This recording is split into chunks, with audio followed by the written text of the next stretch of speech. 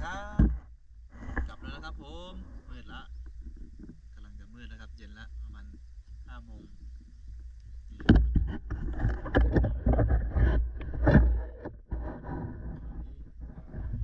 ถกหางนะครับผมตะเพียน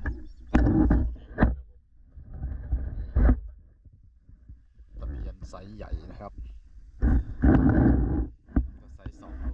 กว่านะครับผมวันนี้6 แบนนะครับผมโอเคแล้วพบกันอีกเช่นเคยนะครับผมกับทีมงานบัฟฟาโลนะครับขอบคุณครับ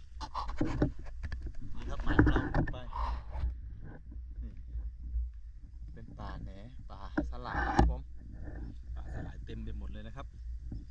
จะลำบากหน่อยถ้าไม่มีเรือนะครับผม